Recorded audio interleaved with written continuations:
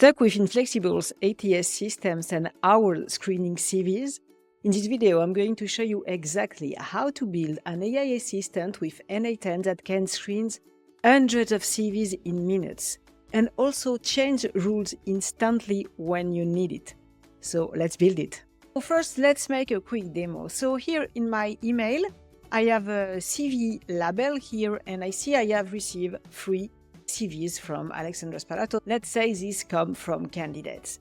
Then I have an Airtable, and in this Airtable, I have several fields for my candidates, and also I have a jobs tables. And in the jobs table, I'm recruiting a senior AI developer and a junior AI developer and a prompt engineer.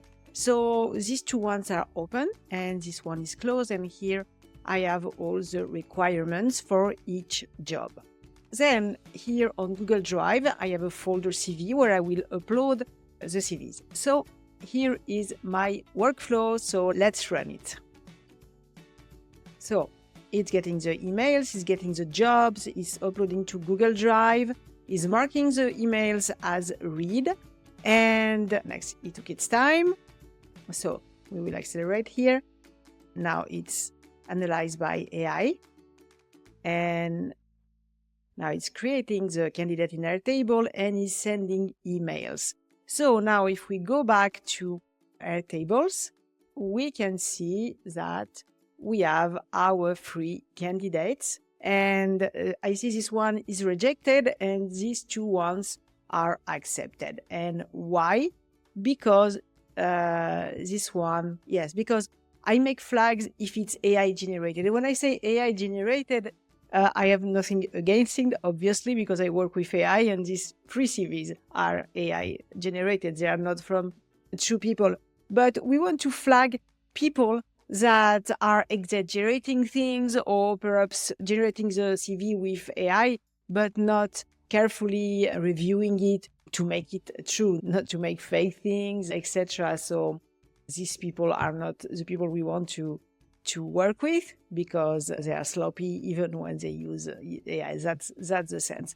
So this one, for example, has, yes, you see, invalid phone number, overstated achievement, generic and implausible language. I will show you the CV. It exceeds most qualification, particularly in AI frameworks, cloud frameworks, etc. And also we match with the jobs. So this one is matched for senior AI developer and this one for junior AI developer. And we have extracted also the email, the name, the phone, the score, etc. Okay, we have sent emails to the candidates. In this case, it's myself. So you see that this one, okay, schedule an interview. In real life, we will send a link to book a meeting with the recruiter. Schedule an interview too. And this one, okay, you have been rejected. We will do a nicer email. Let me show you the rejected CV. So this one was totally crazy. Python++ that doesn't exist, Neuro Java, etc. Well, I let AI have fun and generate something totally crazy. Okay, so now we are going to review in details how everything works. I'm Alexandra Spalato, an AI full-stack engineer dedicated to help businesses to streamline their operation using AI automation. So, of course, if you need my help, please book a meeting in the links below. You can also find me in the AI workshop community where I give 2 live calls a week, and you also have a link to download all my templates, including this one. First, let's see how I have set up Gmail to receive everything in the CV folder. So for that, I have created an alias here, alex plus cv@kutzai.com email address with your, for example, Alex plus, I don't know, newsletter or whatever you want, and you mark it, treat as an alias. Okay, and then you go to filters and you see that here I have created a filter. All what that matches that go to alex plus cv@kutzai.com, skip inbox and apply label CV. So here I have created the label CV, and to create the filter, you go here, create new filter, and you have your rules here. Okay, so this is for Gmail. So then when we go to our workflow here, we begin with a Gmail trigger. And this Gmail trigger can run every minute or whatever you want to apply here. And the event end is when you receive a message. So here I want to filter the emails that has the label CV and the label. But what happened here, if I just run this, it will only get the last email. And imagine that I have 10 CVs that are in the mailbox. I want them all because this will get only the last one. And because of that, I have another Gmail node here. And this one, the operation is the resources message and the operation is get many. So it's going to get all the mails in my mailbox that have the label CV and unread. Okay. And also I have to click here on options. When I click here, it opens this and I click download attachments. Okay. So here, the output, we have our free CVs in binary. And here we have the JSON with all the message. Okay. So this is for Gmail. Now I want to upload these CVs to Google Drive in this branch. So I have a Google Drive node here. And in this node, so the resources file, the operation is upload.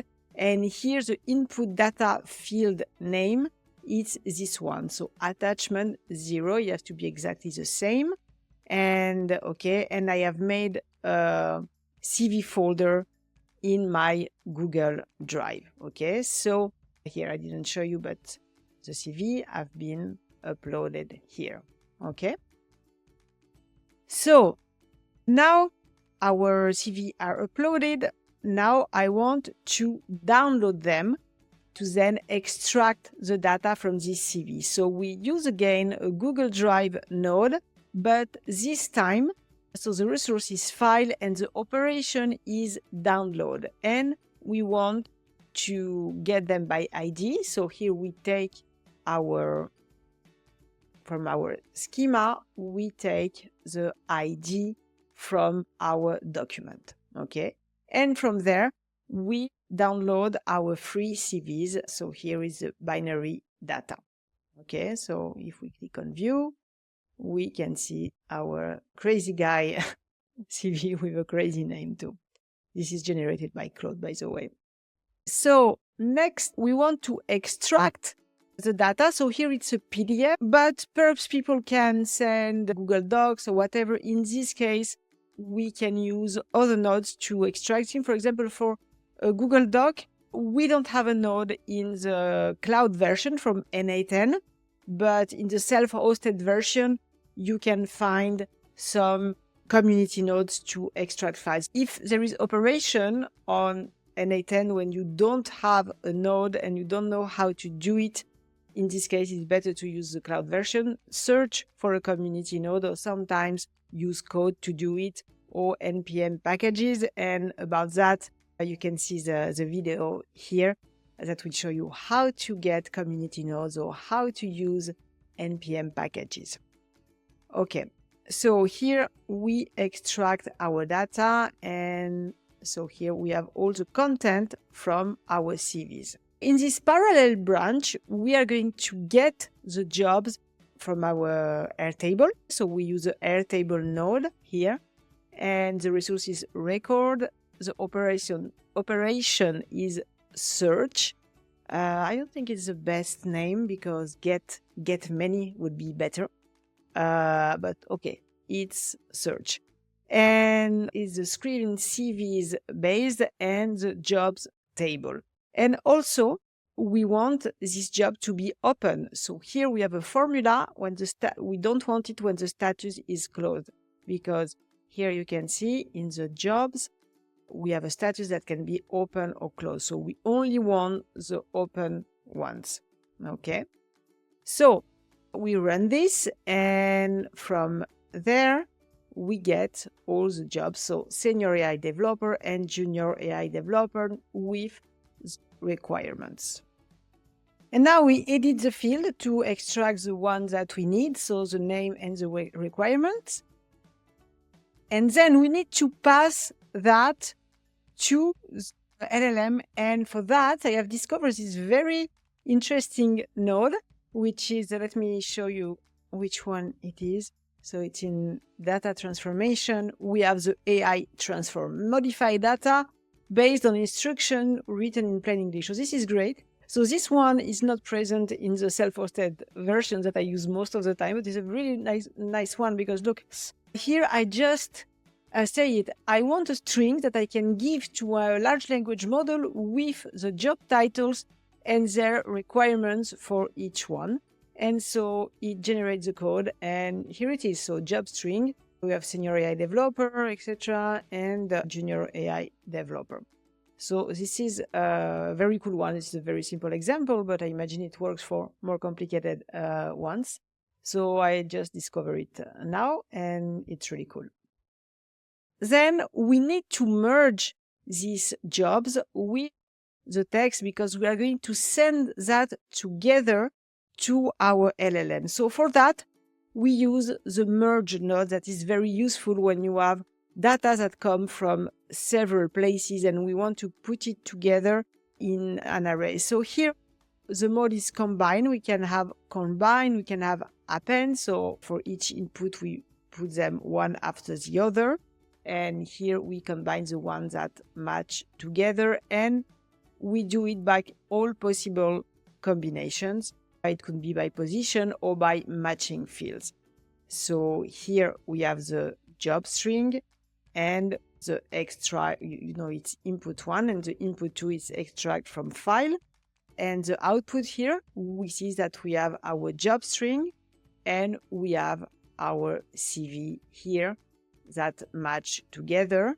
You see, if we go to the JSON, we see we have an array element with the job string and the text, and here's the next one, etc. So next, we use the basic LLM chain, and so I use this one and not the simplest model because I want to have a structured data.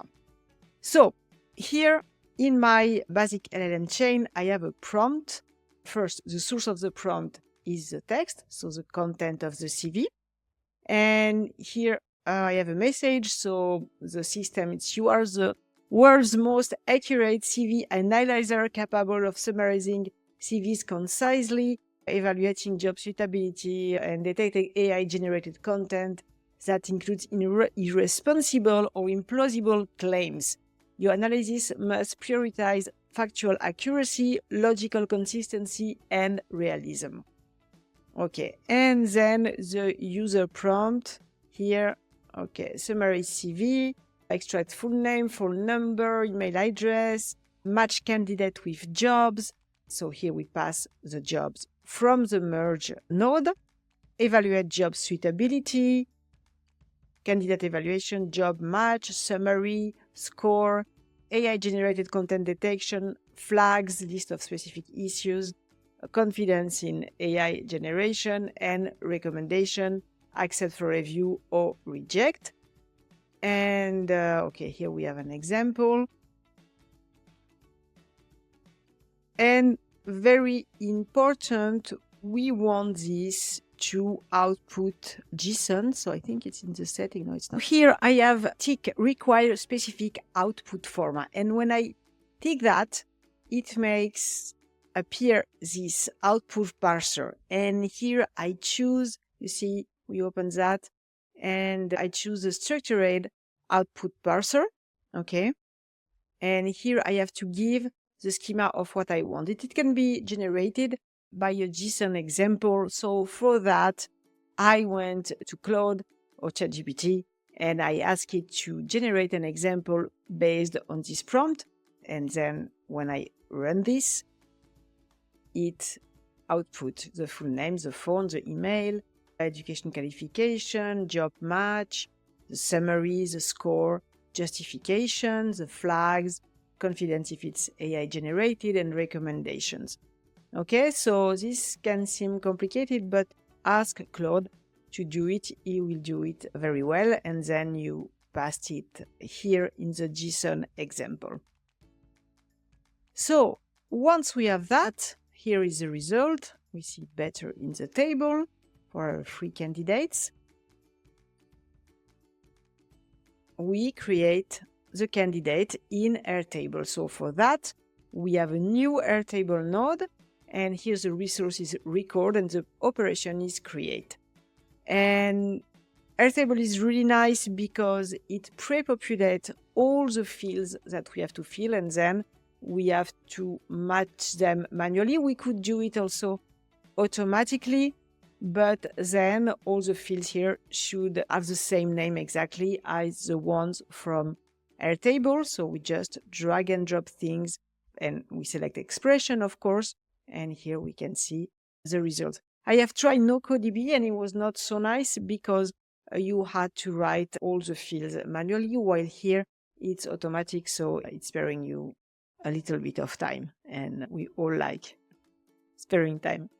Okay, so here are our results. And then here I have an if statement. So if the JSON field status, so the status it's here, is reject, we go on one side, we send an email to say it is rejected. So here I use the Gmail node with the resource message. The operation is reply, and we need the message ID. So to get the message ID, we need to get it from the Gmail trigger. Okay, so here we get the ID, and okay, here we write our message. We could also choose to send a draft if we want to verify the message before sending it. And then if we have been accepted here, so yes, it's better to take the message from the Gmail because here we have all the emails. The trigger is not the right way because we have only the first one. This time it had worked because the first one was the one that was rejected, but it was a little mistake there. So here he had sent the 2 emails, and if we go to the mails here, yes, I show you it was the mail were received. There is many other things that we could do here. For example, we could connect this to Slack and send a message on Slack that the review is done, that this candidate has been rejected, and these ones are ready for review. And then other things that we could do, it's, for example, and I think I will do a video about that, to create a voice agent. And so for the candidates that are accepted, we could send an email with the phone number of this voice agent. And so the candidate could call the voice agent, that we do another screening before sending it to the person that is going to interview the candidate. And at each step of interview, I don't know if you know, but in tech, you can have 4 or 5 interviews before being accepted. So we could use AI also to make a summary of the candidate and send it to the next interviewer and accumulate all this information. So the interviewer has already a really great background of the person. So there is many things that we can do. So this is the first step, and I really love the work of recruiters. So I think I'm going to make more videos about that. We can also source candidates using AI. What we could do also on the CVs, we could get the GitHub from the candidate if we are in tech and compare what is real compared to the CV, analyze the code. There is 100 of interesting things about recruitment using AI automation. So I hope you like it and that give you inspired to build other things. And if you have ideas you want me to build about that, please tell it in the comments. So in this video, we have seen how we can screen all the CVs that enter your mailbox automatically. And it could be 100 of them, and it will run the same way in minutes. Of course, if you like me to explore your business and to see how we can implement this workflow or another one or something adapted to your needs, please book a free strategy call in the link below. And of course, if you like my content and want to help me to produce more tutorials, please like, subscribe, comment, tell me what you would like me to do in the comments, and see you next week for more tutorials. Bye!